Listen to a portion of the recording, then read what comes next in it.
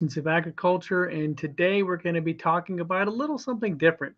If you've watched our shows before, you know we've talked about obviously the big innovations in agriculture, like our Kiminasi plant booster, but sometimes you may be wondering about other innovations. And it's not just that we really have the best technology for agriculture. I mean, I think that's pretty much goes without saying. I don't think anything else out there is producing anywhere near the kind of results that our crop booster is producing. And when you look at our mission and how we're able to reduce fertilizer usage, reduce chemical usage, improve yields, improve quality, improve soil health. I mean, when you can do all these things at once with one solution, I think you could admit we're already pretty far ahead of the curve because for the last 50, 60 years, farmers and the chemical companies have been chasing problems around, right?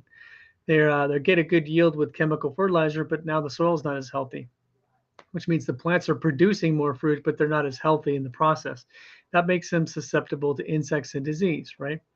And then you spray insecticides or pesticides and fungicides and all these things to kill these things that are destroying your crop yield. And then what do you do? Now you're looking at health food that's not as healthy because you have all these chemicals on it, right? The chemicals have to be washed or processed or otherwise handled, right? And it's expensive for the farmers. That's the other problem. We look at, okay, we've gotten an increased yield and we're actually more profitable now than we've ever been just because of the sheer volume of production that we can have. But when you really look at how much nutrition is actually in the fruits and vegetables, and you do a nutrient density analysis on a lot of the fruit compared to the way it was 40, 50 years ago, you'll see that even though we were increasing our volume quite a bit, we're not necessarily increasing our nutrition as much as we should. But all that aside, I wanted to kind of walk you through another innovation in agriculture. And this one is a very simple one to use, and it's also very, very important. It's probably one of the least expensive innovations you can imagine, and it can produce tremendous benefits for you, whether you use our Kiminasi crop booster or not. Of course, I would always recommend you use our crop booster because you're going to maximize the results. But even if you didn't, there's another thing that I wanted to show you, which can be truly, truly important. And I'm going to share my screen with you to share this with you. So you can kind of see what I'm talking about here. Let's go here and do the little whatchamacallit thing. Now, in this screen, you should see here a memorandum of understanding. Now, this memorandum of understanding is really just kind of a fancy way of our saying an informal agreement. Now, we've been empowering reps around the world to to showcase the technology and the effectiveness of our crop booster technology. And we've also repeated this for a lot of scientists. And sometimes it takes more than just a wonderful new technology and a slideshow full of hundreds of case studies to convince people that this technology really is the best. So we developed a program called the Memorandum of Understanding. And this program is really essentially a simple test. It's a simple series of tests that we have our representatives and our farmers do. And I really recommend that everybody do this type of test when they're trying a new product. Now, obviously, if you're doing a large trial on your farm, you have hundreds of acres, hundreds of hectares, and you're doing a full-scale trial of something, then you want to run a much more detailed analysis than the one I'm about to show you. In fact, for the large growers that we're working with, we're already engaged in data evaluation engagements, which have between 15 and 20 unique fields and unique tests that we do on the farm.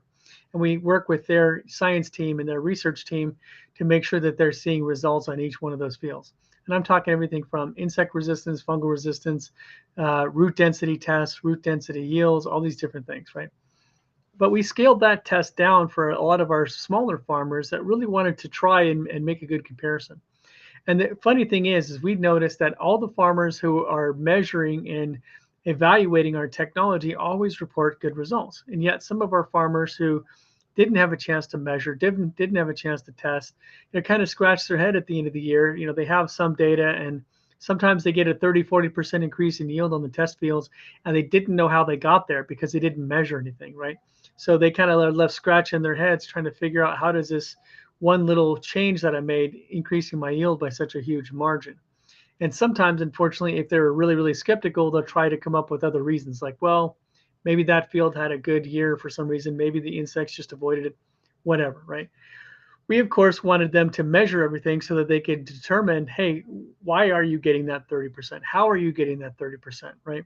Are you getting it because your soil health is better, because your insect resistance is better, because your incidence of fungus is less, because of all these different factors, right?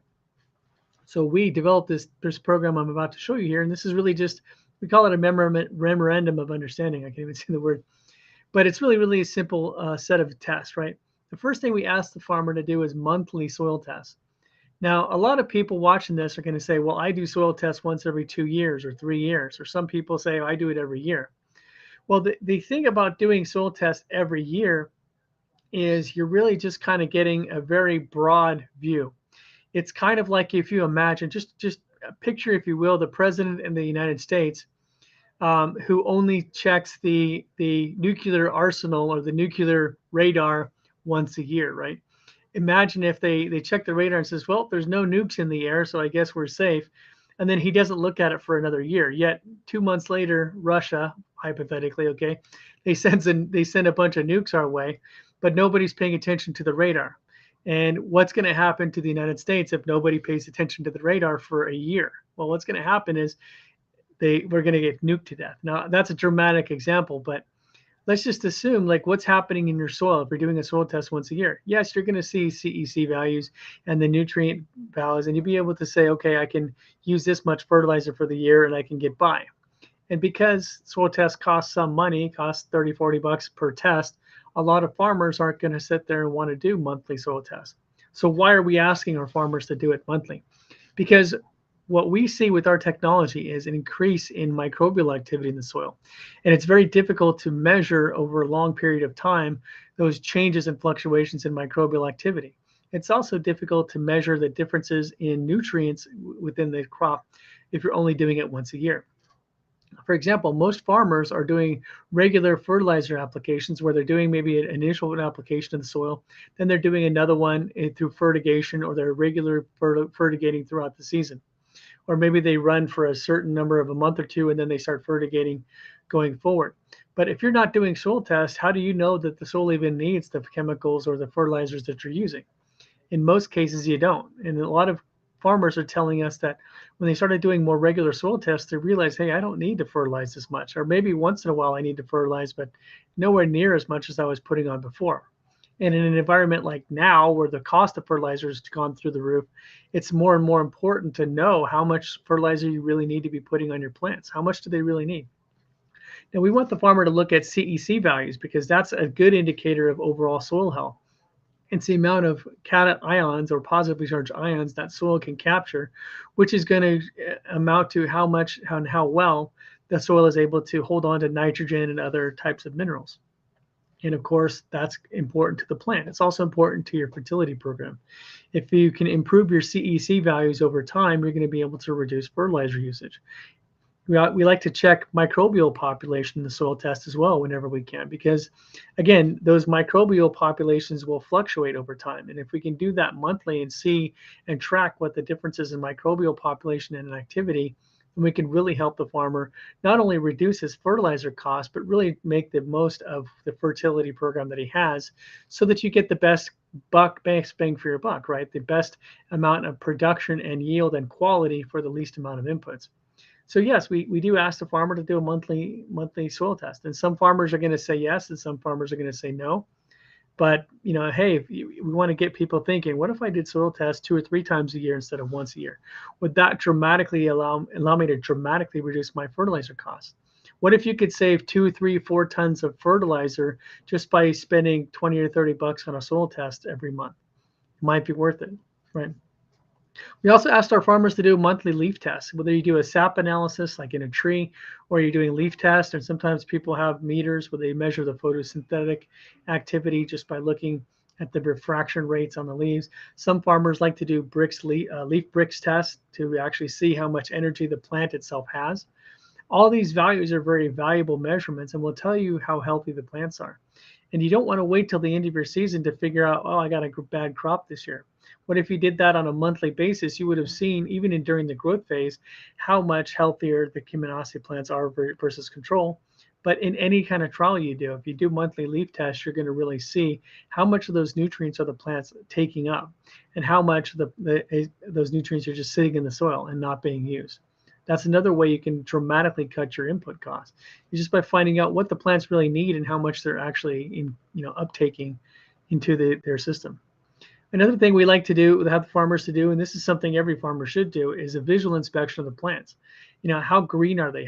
What's their color look like? Is their color looking like they're really healthy, or their colors look more faded? Do they have like shoots of yellow going through their stems, which may indicate a nitrogen deficiency, or do they have other types of problems? A visual inspection of the plants, again, helps you stay on top of what kind of spraying you may need to do, or more importantly, how healthy are those plants and how different types of mineral inputs are affecting the health of your plants. We like our farmers to do insect damage tests. Obviously, you can set out traps and measure that, and a lot of integrated pest management systems will incorporate those insect indicators. But sometimes you just go out and you inspect the plants. You go out into your fields once in a while and just check how much insect damage is there. Are the leaves look like somebody hit them with a shotgun, or is there no significant damage, right? Do you have a bunch of aphids under the leaves and under the plants, or are they pretty much aphid or insect free? Fungal damage, the same thing. Is there any fungal problems with your leaves and your plants here? Get out ahead of it when they're new, because if you can get out ahead of fungal outbreaks, you can usually handle it while the area of affection is very small, as opposed to letting it get widespread and then having to spray your whole field. Another thing is, of course, yield analysis. Now, this is very important, obviously, for any farmer, and we want the farmer to pay attention to how much yield they're getting, not just in overall tonnage, but go and take a look at how healthy that is. How many rows of kernels are on each ear? How big are those ears if you're running corn, right? How big are those apples or pears or cherries and those types of things? What's the bricks of the fruit? These types of measurements. Of course, a lot of farmers are doing this to some degree. We want every farmer to do this, right? Shelf life analysis. This is something that we've been talking to farmers for quite a while, and a lot of them haven't been doing that so much. But I think it's very, very important to know how long your fruit is setting, because maybe you don't see that as you sell your produce, but your packing houses and then your overall retail chain are going to really like your produce if you can show that you can get 10, 15, 20 days more shelf life. And if you're exporting your fruit, this is supremely important. You really want to know if that shipment gets delayed at port for a week, is that going to mean that you're going to get a third of your shipment charged back to you because it wasn't in good shape when it got to the end user? These are very, very important things. And we have some of our farmers even do nutrient density tests where we send the fruits to a lab and then measure how much nutrition is in that fruit. And that's, again, very important for us as a humanitarian side, but for the farmers, you can sell your stuff at a premium. You don't have to sell everything at commodity prices if you can show that your fruits and vegetables are much higher quality, and nutrient density is a great way to do that. Now, another thing to pay attention to, and this is something we ask all of our farmers who are doing trials with us to do, is set up your trial effectively. I've run into so many farms over the years where they put our system on one of their fields and then just almost completely forgot about it. They didn't measure anything, they didn't do anything, or they set it up incorrectly. We actually had a couple of scientists set up our trials. We had a trial outlined just like this, where we said we want a 15-meter distance between the control field and the test field, and they didn't do that. So what happened was our signals and our programming got into the control or untreated area, and it created a false negative, actually, where there was not a significant difference because all the plants were benefited. So when you're setting up your trials, make sure you set them up correctly so you can really tell the difference. If you're trying to see if a piece of equipment or an input is making a difference in your overall production, make sure that you set the trial up in a certain way that you're really going to be able to tell if that is effective or not. Okay. Now, we obviously have this thing all laid out because we want to make sure that the farmer is getting results. And if they're going to run a trial with us, they're going to see that differential. Okay. And then the rest of this really has to do with our particular trials, where we get all the details and things we need to set up a trial. So these are just some of the things that I wanted to share with you because, again, we talk to so many farmers every day and all the time, where a lot of these guys are running regular trials on their farm, but they're just not setting it up correctly where they can really evaluate and tell if they're getting a positive difference or not. And that's tremendously important, because if you're setting up a trial, and I don't care if it's with my crop booster or a chemical or anything else, If you're setting up a trial and then you don't follow through with it and don't do the measurements or don't set it up properly, then you're spending time and energy and man hours that you could be spent on making sure your farm's better and doing things that are going to make you more money. But instead, if you're doing trials or diverting resources and then you're not setting it up correctly or you're not measuring it correctly, then that's resources that you're just not using efficiently. So I want to make sure that every farmer that works with us, if you're going to do a trial with us, if you're not going to set up your whole farm, which of course I recommend, I think you're going to get the best benefit through setting up your whole farm. But if you're going to run a test where you're running our system on a field and comparing it to another field, I want to make sure that you have a valid comparison. I would want to see if I'm going to say if it comes out that my system did not benefit a farmer, I want to make sure that the farmer really measured everything. And so far, every farmer that's measured it has come back with positive results. So that's never something I worry about. But if you're going to set up a trial and you're going to work with these different vendors and work with them on your farm to see if these different products can have a benefit for you, make sure you at least set it up correctly and measure it correctly so you know at the end of the season that this product benefited you, it didn't benefit you, or maybe hurt you. That's just a good piece of advice. I hope most of you guys are already doing all this. Hopefully, this is like secondhand knowledge, and most of you guys are thinking, of course, that we always do this. But again, I've talked to enough farmers that don't do it this way, and I want to make sure that every farmer has a chance to win and be successful.